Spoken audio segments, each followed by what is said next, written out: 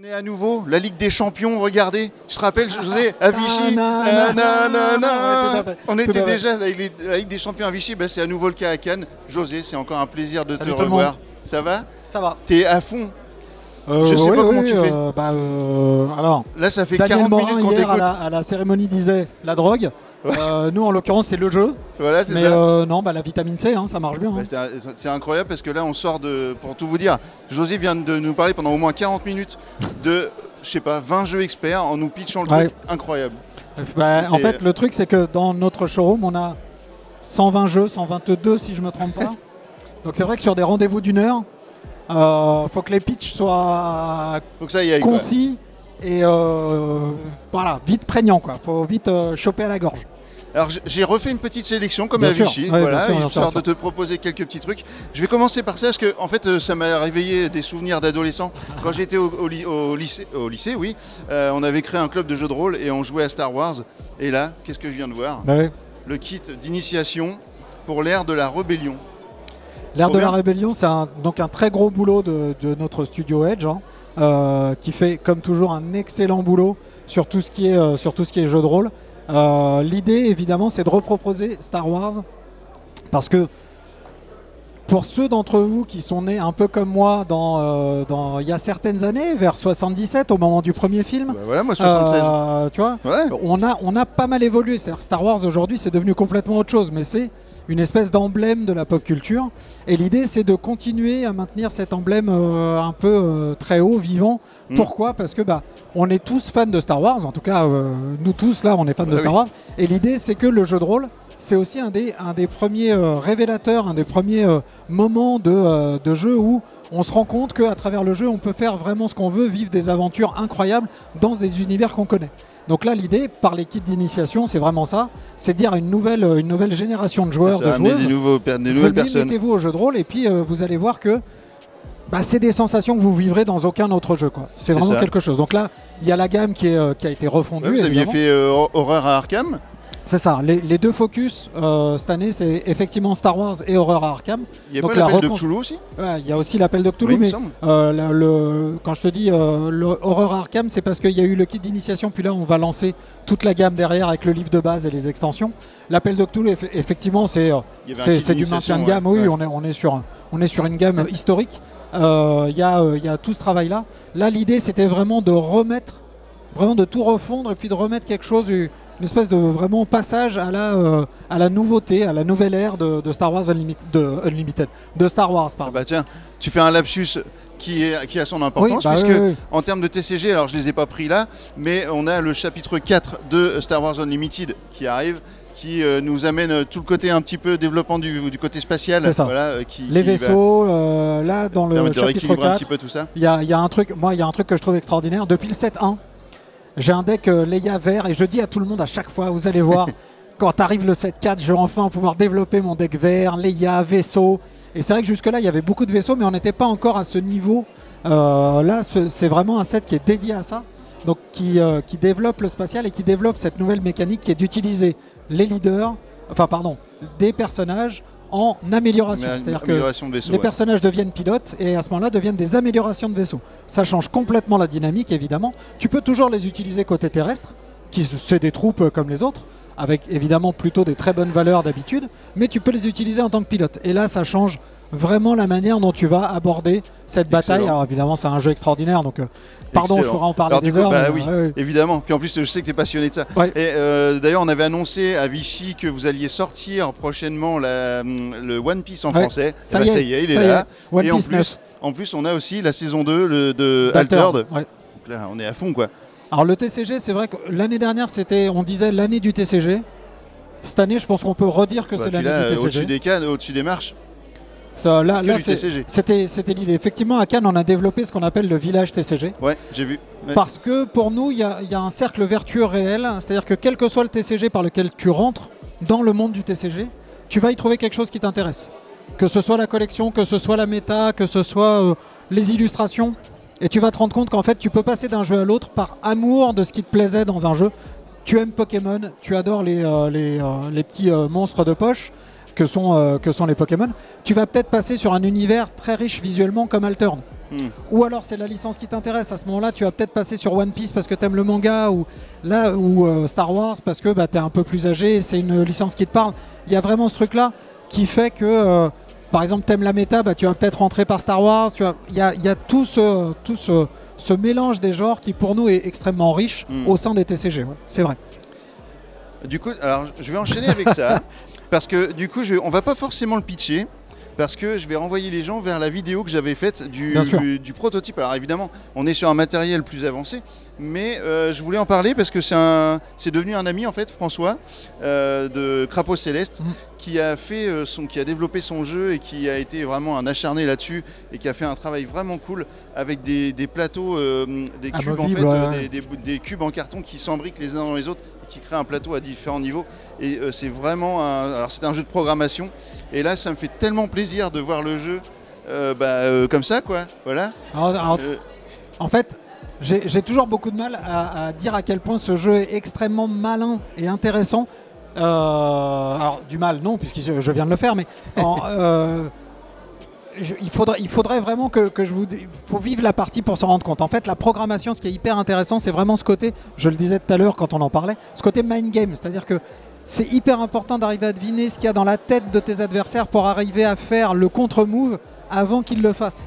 Et en fait, il y a un jeu dans le jeu qui est... Moi, j'ai toujours adoré cette opposition comme ça d'esprit en disant « Ok, je sais ce que tu vas faire, du coup, je vais faire autre chose. Ah bah zut, c'est pas du tout ça que tu voulais faire. » J'adore ça. Et le plateau 3D comme ça, avec différents niveaux, ça change absolument tout. Ça a l'air de rien, mais c'est... rien qu'en termes de finition, c'est un super boulot. Ouais, quand on l'a sur la table, c'est vraiment chouette. C'est incroyable. Alors on va continuer aussi avec d'autres copains.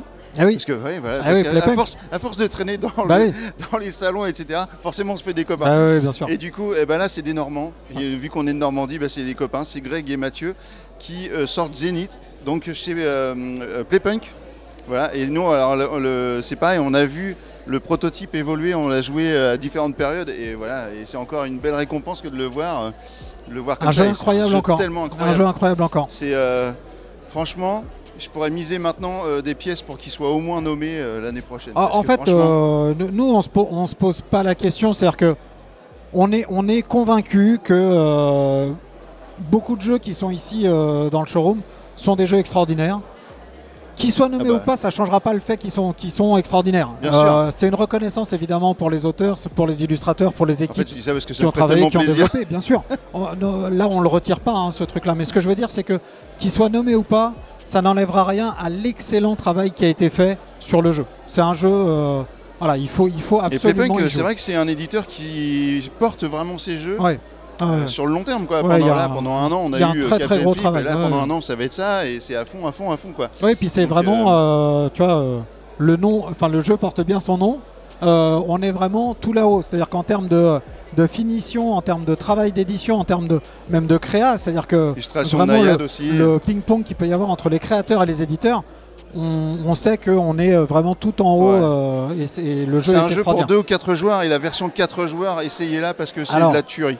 Je recommande, mais vous faites bien comme vous voulez, mais je recommande d'avoir déjà fait au moins la partie à 2 joueurs parce que le jeu à 4 effectivement est encore plus intéressant à partir du moment où tu connais déjà un petit peu les cartes et où tu sais aussi te projeter et mettre en place des stratégies par rapport à ta connaissance de jeu. Il y a une vraie courbe de progression. Donc un jeu de tir à la corde, évidemment, on va essayer, enfin je dis évidemment, mais vous en entendrez parler très vite de toute façon puisque vous allez tous l'essayer. Un jeu de tir à la corde où tu essayes de gagner de l'influence sur diverses planètes du système solaire. Et l'idée évidemment c'est d'être le plus rapide et le plus efficace à avoir soit 3 influences sur une planète, soit 4 sur des planètes différentes, soit 5 au total. Il y a une vraie course d'esprit qui se met en place et la plupart des jeux de joueurs demandent ça, effectivement. Et il y a tout un plateau d'amélioration, etc. Tu as un arbre technologique, tu as des options de jeu diverses. Tu n'es jamais perdu et c'est ce que je trouve exceptionnel, c'est que quelle que soit l'option que tu prends, c'est toujours intéressant.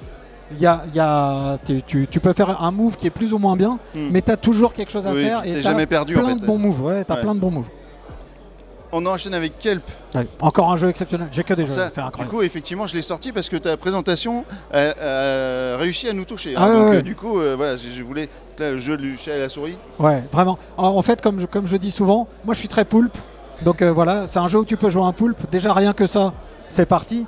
Et en fait, effectivement, c'est un jeu de chat et la souris où un des joueurs, c'est un 2 joueurs, un des joueurs va jouer le poulpe, l'autre va jouer le requin. Le but du jeu pour le poulpe, c'est de se nourrir et d'échapper au requin. Le but du jeu du requin, c'est évidemment de manger le poulpe.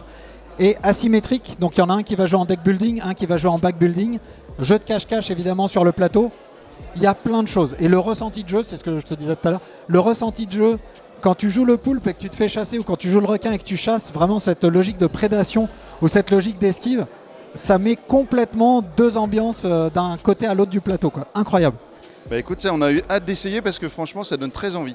Il y a des tables en bas. Bah oui, ouais, mais tu sais, alors en bas, compliqué. Hein. Ouais.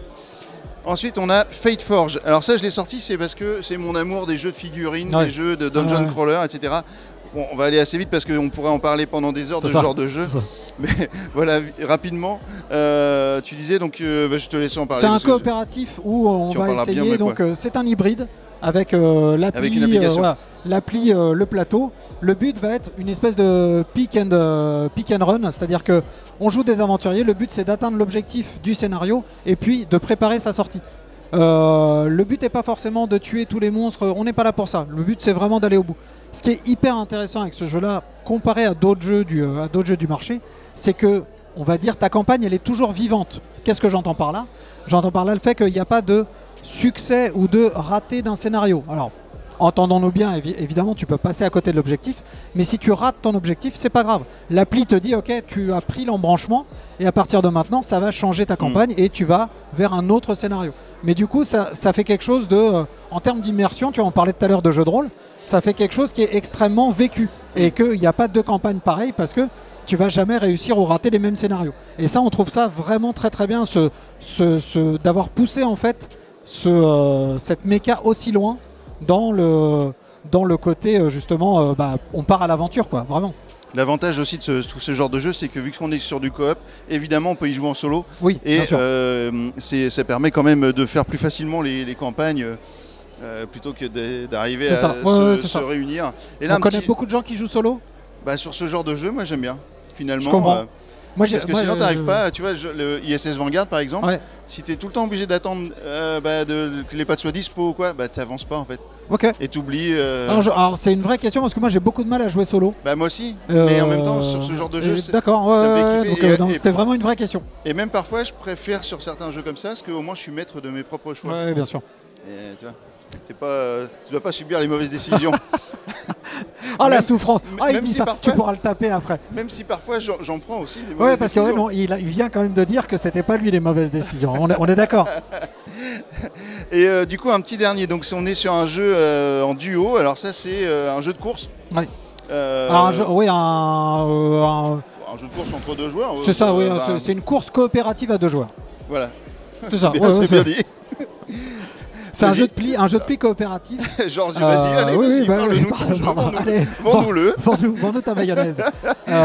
Évidemment, encore un jeu extraordinaire. On n'a que des jeux extraordinaires. Illustré par Weberson Santiago, comme Kelp, vous avez bien vu. C'est un jeu à scénario, c'est-à-dire que dans la boîte de base, il y a un scénario de découverte, puis il y a 5 scénarios. Les scénarios, c'est la mise en place. Comme j'aime beaucoup à le dire dans ce genre de jeu, ce qui est très bien, c'est qu'il y a une manière de gagner. On emmène son bateau, puisqu'on joue deux pirates, on emmène son bateau du point de départ jusqu'à bon port, et plein de manières de perdre. Et ça, c'est génial. Moi, j'aime beaucoup ça, le côté on va perdre, qu'est-ce qui se passe? C'est un jeu assez dur, évidemment, parce que le coop, il faut que ce soit dur. Un coop à deux joueurs, il faut vraiment une difficulté assez élevée. Donc, on a tendance à dire c'est un jeu où tu vas souffrir au début, et il faut mériter un petit peu. Donc, jeu de pli, qu'est-ce qui se passe? Je joue, tu dois suivre si tu as la couleur. Si tu n'as pas la couleur, tu peux, j'utilise l'expression pisser évidemment puisque c'est du jeu de pli, expression consacrée.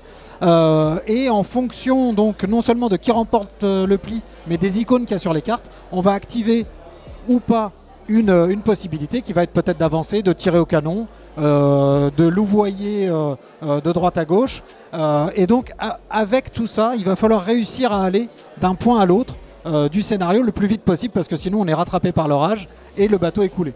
Donc il y a vraiment un côté comme ça effectivement très course et on peut se faire manger. Et on peut se faire manger par le kraken. Effectivement, on peut rencontrer des écueils, des récifs qui peuvent peut-être faire sombrer le navire.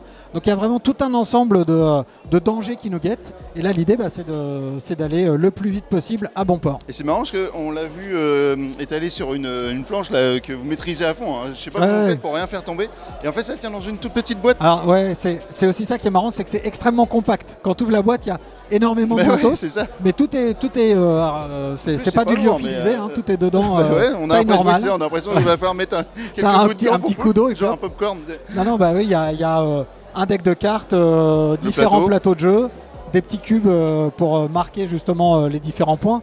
Le meeple de Kraken, il y a le meeple de bateau, il y a plein de petites choses et puis du punch évidemment comme toujours. Sans punch, la vie n'a que peu de goût quand même. Surtout, oui, c'est notre sport national, le dépunchage. On adore. C'est vrai qu'on adore ça. Bah oui, mais c'est vraiment, j'adore. Et après on se retrouve avec tous les jetons et c'est rare quand on a un document qui nous dit où mettre les trucs. Ça c'est l'enfer. Oui, mais globalement, t'es jamais complètement perdu dans le punch, tu sais à peu près où t'es, quoi. Enfin, sur des jeux, sur des dungeon crawlers où on se retrouve avec plein de trucs, il y a des fois, tu pètes un câble, tu dis putain, tu mets où les trucs? Eh ben merci José. Avec grand plaisir, vraiment avec grand plaisir. Bah écoute, c'est l'heure de la mi-temps. Voilà, la mi-temps de la Ligue des Champions, tu vas pouvoir aller prendre un petit café et puis te reposer. Ouais, merci beaucoup. Merci beaucoup, et on se retrouve plaisir, bientôt. Sûr. Et alors, comment ça, les jeux coopératifs, ça va pas? Non, mais c'est José qui a dit ça, c'est pas moi. Oui, non, mais c'est toi qui as dit ça. Non, mais tiens. Ouais, bah oui. Ouais, bah, d'accord. Oui, tu trouves aussi. Oui, bah voilà. On est d'accord. Il a intérêt à courir vite. Et ben on se retrouve sur le stand de Yellow avec Lorraine. Hello. Et on est vraiment dans un super décor. Voilà. Oui. Donc on est à l'hôpital de New York. L'hôpital de New York, enfin là, de Cannes pour le coup. De Cannes. Donc voilà, je suis médecin, donc on va faire des petites prescriptions. Oui, alors. Parce que là, on aimerait bien avoir un petit peu des nouveautés, des envies. On va vous prescrire des jeux, vous inquiétez pas. Ouais, alors du coup, bon. Tout va bien aller. Tout va bien aller. Donc beaucoup de choses. Alors déjà, on peut peut-être faire une félicitation pour l'As d'Or Expert. On a appris hier que Kout Naora était As d'Or Expert, donc trop bien. Bah ouais, c'est quand même bien. On est très heureux. On trouve que le jeu mérite, parce que même s'ils le méritaient un peu tous, mais ouais, c'était un vrai coup de cœur, je pense, pour beaucoup de membres de l'équipe, donc trop bien. Donc félicitations pour ça. Alors effectivement, si on est comme ça dans ce décor, c'est pas par hasard. Il y a la sortie du jeu New York Service d'urgence. Medical Mysteries. Alors voilà, je te laisse m'en parler. Ouais. Et bah, je sais pas si tu regardes des séries médicales. Et bah, pas trop. Non, j'étais pas très urgence, tout ça. J'ai pas en tout cas, si vous regardez des séries médicales, ce jeu est sans doute fait pour vous. Si vous regardez pas de séries médicales et que vous aimez les jeux d'enquête et que vous avez envie de thèmes différents, ce jeu est également fait pour vous. Medical Mysteries, c'est un jeu d'enquête, mais dans l'univers médical. On est un médecin urgentiste et on va accueillir des patients. Il y en a 4 dans la boîte, plus un tutoriel qui est plus simple pour comprendre le jeu. Et donc chaque patient arrive avec sa problématique. Il va falloir comprendre ce qu'il a, donc lui dresser un diagnostic. Pour ce faire, on va peut-être faire des analyses, on va peut-être consulter un spécialiste, on va peut-être l'interroger. Et puis on va essayer de le soigner avant la fin de la nuit. Sachant que toutes les 2 heures, son état va évoluer. Empirer, je ne sais pas, peut-être. Je ne sais pas. Et en tout cas, vos actions vont avoir un effet sur votre patient. Donc, il va falloir faire gaffe parce qu'il y a des risques on peut aggraver réels. Le cas. On peut clairement aggraver le cas. On peut terminer le cas, j'ai envie de dire. Ok. Donc voilà, il va falloir faire gaffe. C'est un thème particulier, mais qui est assez peu exploité dans le jeu de société, donc c'est chouette. Donc on joue en coop. On joue en coop. Voilà. Est-ce que chacun a un rôle en particulier? Non, ou pas? On incarne le même médecin, mais avec plusieurs cerveaux, ce qui est pas mal quand on est médecin. D'accord. Oui, il vaut mieux. Et évidemment, je me doute que tout le monde n'a pas les compétences médicales. Moi-même, je ne les ai pas. On donne tout plein de documentation pour pouvoir répondre aux problématiques. Ouais.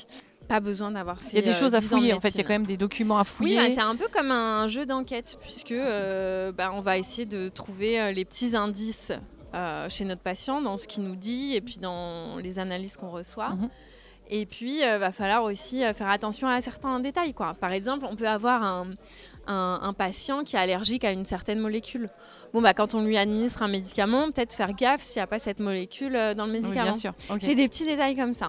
Et là, c'est un exemple parmi d'autres. Est-ce qu'il y a une application, il y a besoin de quelque chose ou tout est dans la boîte? Tout est dans la boîte. toute la docu est dans la boîte. Il n'y a pas besoin. Alors, on pourrait aller sur Internet parce que c'est réel, c'est-à-dire que toutes les pathologies existent, toutes les chirurgies existent, les médicaments, etc. Mais bon, il n'y a pas besoin d'aller sur Internet parce que tout est disponible dans la boîte. Ok, donc là, on est sur des parties de combien de temps? Enfin, chaque diagnostic? C'est 1 heure par patient. Il y a 4 patients dans la boîte. Okay. De plus en plus compliqué. Et à partir de quel âge, tu dirais? Et à partir de, je sais plus, 14 ans.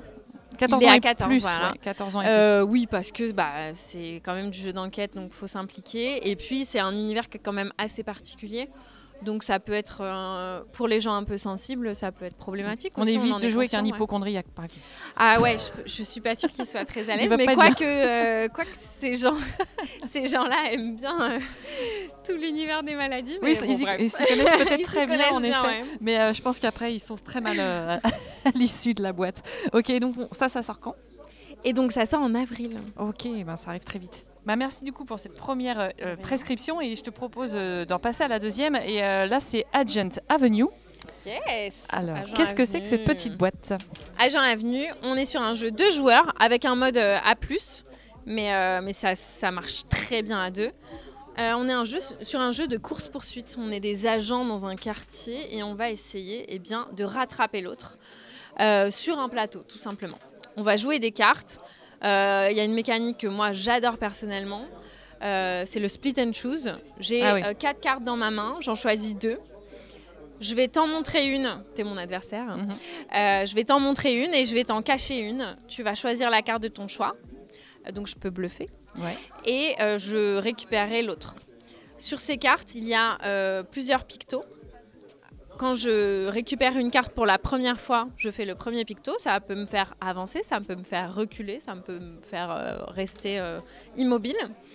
Et quand je vais faire des collections, je vais faire à chaque fois par exemple pour la deuxième carte, ça serait le deuxième picto qui va peut-être me faire avancer plus vite que le premier, etc., etc. Il y a des petites cartes un peu twist comme la cryptographe qui me fait pas avancer pendant les 2 premières cartes, mais la troisième me fait gagner immédiatement la partie. Et son pendant négatif avec le risque tout, qui me fait avancer super vite les 2 premières fois, mais la troisième carte de ma collection, elle me fait perdre immédiatement la partie. Okay. Une fois qu'on aura bien joué à ce mode de jeu, on pourrait jouer au mode avancé avec le marché noir. Donc aux 4 coins du plateau, on a accès au marché noir. Quand notre pion s'arrête sur le marché noir, on va pouvoir accéder à 3 cartes qui me donnent des avantages soit immédiats, soit tout au long de la partie. Donc ça remet de nouveaux twists dans le jeu, puisque ça peut carrément changer la tendance. Ok, donc un beau petit jeu de duel qui arrive aussi. Là, ce sera pour quand? Et là, c'est pour mars, Agent Avenue. Ok, donc on est un petit peu avant, donc ça va s'enchaîner avec des bonnes choses. Et j'aime beaucoup, moi, c'est les illus. Les illustrations, qui est l'illustrateur? L'illustratrice, c'est Fanny Pastor-Berly. D'accord. C'est une Montpelliéraine. On la salue. Et ouais, c'est très joli. Et, puis, et les auteurs, donc c'est Christiane Kudal et Laura Kudal, sa femme. Christiane Kudal, que vous connaissez peut-être déjà sur Mindbug. Alors là, du coup, on est sur des parties courtes. C'est des jeux de duel qu'on peut... sur des parties courtes, qu'on peut enchaîner. Revanche. On peut prendre la revanche, c'est clair. Bon, c'est cool. Bon, écoute, moi, je te propose de changer de médecin. Ok, ça marche. Ok, et de voir le docteur David. Avec qui tu vas faire. Ok, je vais lui faire manger des pop-corn. Voilà. On va voir s'il a mal au ventre. Ouais, mais pas trop, parce qu'il ne faut pas finir non plus après dans les toilettes. Exactement. Coucou Lorraine. Salut. Écoute, aujourd'hui je suis déguisé en Docteur Maboule, évidemment, puisqu'on est au festival du jeu. Et j'ai un peu mal au ventre. Ouais. Parce que j'ai un petit peu trop mangé. Je voulais voir si tu avais une petite prescription pour moi. Attention au sucre. Hein. Voilà. Écoute, faut comment c'est l'expression vaincre le mal par le mal? Oui. Et écoute, si tu as trop mangé de bonbons, moi je te propose de continuer avec des pop-corn. Des petits pop-corn sucrés. Allez, sucrés, ouais. C'est il n'y a que ça qui compte. Hein. Pop-corn, c'est un jeu sur le thème du cinéma. On est au bon endroit en plus. On vous propose, sorti le 12 mars. Un mercredi, comme tout bon film. On vous propose donc ce jeu, pardon, à Cannes. C'est de circonstance. On est dans une salle de cinéma, là. Ça se voit pas parce que on dirait qu'on est en pleine salle d'opération, mais croyez-moi. Dans Popcorn, on va gérer notre cinéma pour avoir le ciné le plus cool du quartier. Mais la concurrence est rude puisque eh bien, tous nos comparses ont également un ciné assez cool. Comment on va faire? Eh bien, on est sur un jeu de gestion, on est sur un jeu de backbuilding. Qu'est-ce qu'on va backbuilder? On va backbuilder nos spectateurs, nos clients. Alors, on a plusieurs couleurs. C'est des meeples qui vont avoir des couleurs. Ouais. On a les meeples blancs. Les meeples blancs, c'est les mecs qui ont la carte UGC illimitée. Bon, ils viennent. Tranquille, ils viennent à tous les films. Ils viennent. C'est pas les meilleurs clients, c'est pas ceux qui nous rapportent le plus. Voilà, des fois ils sont un peu las, un peu blasés. Un peu blasés. Bon voilà, on les aime bien parce que quand même ça remplit notre cinéma, Ouais. mais c'est pas ce qu'il y a de plus quali. Après on a des meeples d'autres couleurs et en fait chaque couleur représente leur genre de film préféré. Ah. Évidemment, si tu mets un meeple devant son genre de film préféré, Il va être content. il va être heureux. Et un meeple heureux, ça nous rapporte des bonus. Alors qu'est-ce que ça peut nous rapporter comme bonus? Du popcorn. Et bien voilà, ça peut nous rapporter des pop-corn parce qu'ils peuvent se bouffer plein de pop-corn là devant le film. Les pop-corn, on le sait tous, c'est ce qui fait vivre un cinéma. Donc c'est nos points de victoire en fait à la fin de la partie, Okay. donc c'est très important. Ils peuvent nous rapporter de l'argent, plus d'argent, pour qu'on investisse dans le cinéma, pour faire de plus grosses salles, de plus belles salles, avoir les meilleurs films à l'affiche et remporter encore plus de bonus. Ils peuvent aussi parler de nous à leur entourage, faire venir du monde, donc augmenter notre jauge d'affluence. Bref, il y a tout un tas de choses qu'ils peuvent nous apporter. Voilà. Je vois qu'il y a des affiches. Il y a des affiches détournées de Alors, cinéma. il y a un jeu dans le jeu, dans Popcorn, puisque on a en effet que des affiches uniques et on peut s'amuser à retrouver le film dont il est question ou au moins le genre de film un peu cliché auquel ça fait référence. Je vois qu'il y a Adrienne au lieu de Rocky, évidemment, avec sa femme Adrienne, voilà, les références. Mais il y en a plein. Compris. Mais ce ne sont que des coïncidences. C'est totalement par hasard. C'est totalement par hasard. Et alors comment ça se passe? Eh bien, à notre tour de jeu, on va jouer en 2 phases.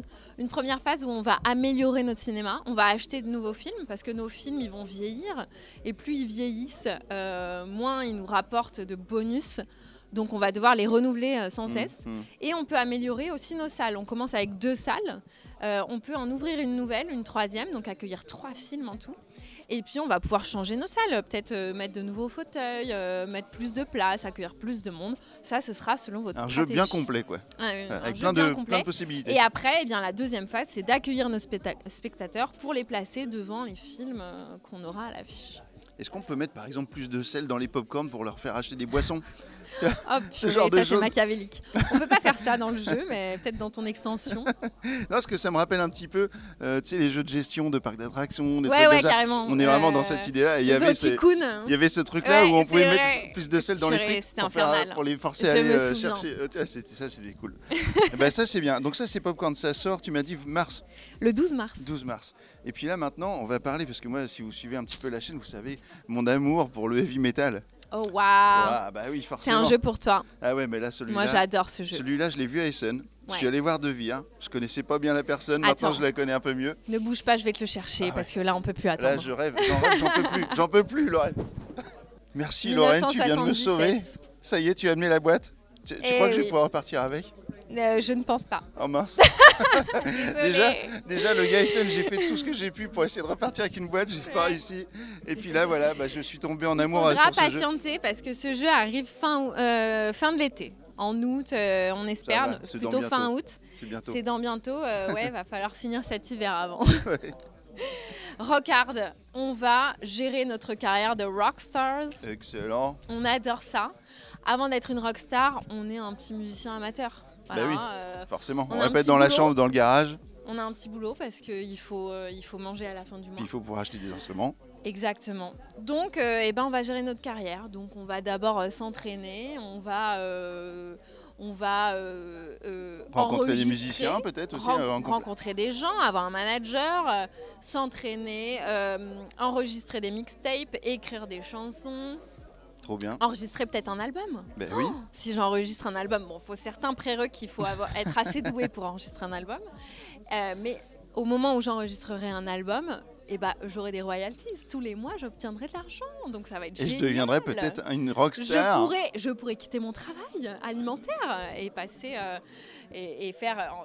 passer tout mon temps à jouer de la musique. Le soir, je pourrais faire des concerts. Oui. Pareil, je pourrais atteindre une énorme scène une fois que j'aurai assez de réputation et que j'aurai enregistré mon album. Et ben, je pourrais remplir une énorme scène, avoir de l'argent et avoir de la fame, parce que c'est le plus famous d'entre nous qui remportera la partie. Et la nuit, voilà, quand on est une rockstar, on peut avoir des nuits un peu mouvementées. Je peux éventuellement aller me coucher tôt. Et ça me fera être première joueuse à la manche suivante, ce qui est pas mal quand même pour pouvoir me placer sur les choses qui sont les plus stratégiques pour moi. Ou alors je peux aller faire des nuits de folie et avoir des événements plus ou moins heureux qui m'arrivent dans la tête. C'est ça la vie d'une rockstar. Une rockstar, elle va pas se coucher à 20h, quoi. Enfin, tu vois, c'est pas possible ça. Si dans ma strat, j'ai pas eu assez de temps, j'ai envie d'une action supplémentaire, je suis un peu frustrée, je peux éventuellement prendre un petit boost, je prends un petit bonbon. Voilà, ça me redonne un regain d'énergie. Un petit Haribo. Voilà, un petit bonbon et puis je vais pouvoir faire une action supplémentaire. Faut faire gaffe. Les bonbons, faut pas prendre trop de Haribo parce que ça peut faire mal au ventre. Voilà, exactement. On l'a su avec Popcorn avant. Voilà, faut faire gaffe au sucre. Ça fait pas que du bien. Ah mais ça me laisse rêveur. En plus, le matériel est sublime. Ah, c'est incroyable. La texture des billets. Et puis il y a des médiators. Si vous êtes guitariste, vous savez ce que c'est, les médiators. Voilà, il y a... Non mais c'est trop bien. C'est trop bien. Et c'est une vraie rockstar qui est l'autrice du jeu. C'est une batteuse dans un vrai groupe de rock. Ah, elle est ok, incroyable. Je savais même pas, tu vois. Bah ouais. Bah trop bien. Tu le sens hein, dans les événements là, de la nuit. Tu sens du vécu. Tu sens le vécu. Ouais, de ouf. Eh ben écoute, ça sort en mois de août, tu nous as dit. Ouais. Eh août, ben, on l'espère. Vivement août. Ah ouais, vivement, moi aussi. Parce que là, il faut qu'on joue à ça, vraiment. Ouais. Et si vous aimez le rock, je vous conseille de jouer à ça. Ça a cartonné, Alison. Oui, bah oui. Ça a cartonné. C'est trop cool. En fait, c'est un jeu expert. Alors, expert initié plus, on va dire. Salton Sea est beaucoup plus expert, on va dire, dans la gamme de ce qui va sortir cette année. Mais c'est un jeu expert hyper fun, quoi. Carrément. On rigole tout au long de la partie. On se... Voilà, oui, on se prend la tête stratégiquement, il va falloir faire des choix, etc. Mais c'est tellement fun. Bah et des fois, on se prend en jeu, on se dit, waouh, c'est risqué. Mais on joue à ça, on écoute un bon Led Zepp et tout, tu vois. Voilà, c'est ça qu'il faut faire. Bah, merci Lorraine, super. Au plaisir. Bah, écoute, on a parlé déjà de 4 jeux. C'est très bien. Et bah, ça suffit. Comme ça, on aura un peu de contenu à se dire une prochaine fois. Super. Et bah, merci pour ton accueil, merci pour ta gentillesse. Et puis moi, je vais aller me rhabiller parce que bon, quand même, le costume du docteur Maboul, si je me promène dans le festival comme ça va pas le faire. Je pense tu vas faire flipper les gens. Ouais, je crois. Et rends-nous ce stéthoscope, oui, parce qu'il faut le rendre aux médecins. Parce il y a des vrais médecins ici, monsieur. Il y a des vrais médecins ici. Tout ça, c'est réel. Et on continue. Salut.